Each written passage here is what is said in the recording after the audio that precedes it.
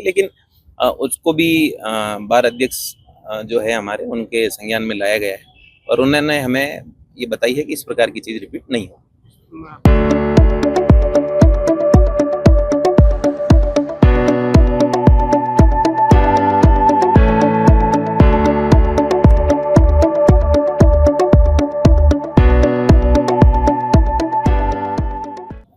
जो हमारे विद्वान अधिकारीगण हैं, जो कल भी न्यायालय कार्य का बहिष्कार किया था, आज भी वो जारी रहा। उसमें हमारी तरफ से पूरा प्रयास किया जा रहा है कि बातचीत हो। हमने बातचीत की भी है, लेकिन अभी तक उसमें आम सहमति नहीं बन पाई है।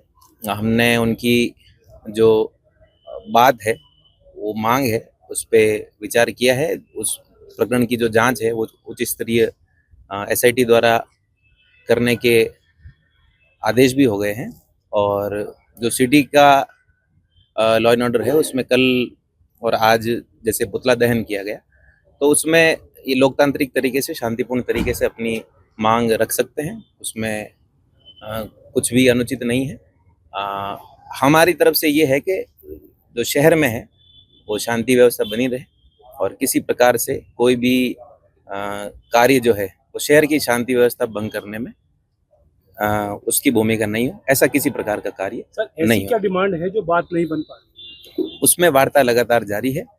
जो भी उनकी उचित और विधिक मांग होगी, निश्चित रूप से वो पूरी की जाएगी। इसके लिए डिमांड ऐसी क्या है जो बात नहीं बन पा रही है? कोई ऐसी डिमांड है जो पुलिस या तो पुलिस के गले नहीं उतर रही है, वो स्पष्ट करिए। नहीं, उसमें कई स्तर पे उसमें वार्ता की गई है, कई तरह की बातें उनके द्वारा रखी गई है, तो उनको हम पूरा प्रयास करेंगे कि उनकी जो भी विधिपूर्ण तरीके से जो मांग की गई है उसमें उनकी बात को सुना जाए, उस पर अमल किया जाए।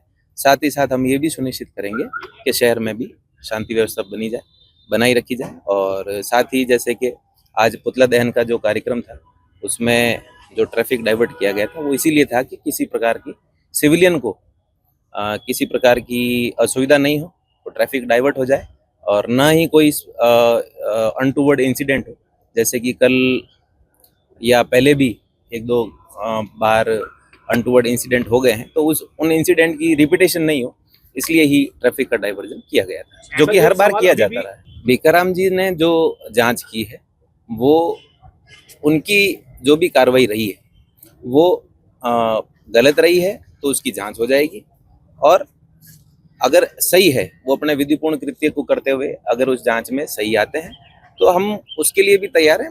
वकील समुदाय जो हमारे साथी अधिवक्तागण हैं, उनका सहयोग करने के लिए तैयार है। उसमें ऐसी कोई बात नहीं है। अगर जो भी होगा उसके संदर्भ में विधिक कार्रवाई। मैं इसमें ये अपील आपके माध्यम से भी करना चाहूँगा कि अमर्यादित भाषा का प्रयोग किसी तरफ से नहीं किया जाए और जो भी अपना आचरण है या जो भी अपना कृत्य है वो लोकतांत्रिक तरीके से किया जाए।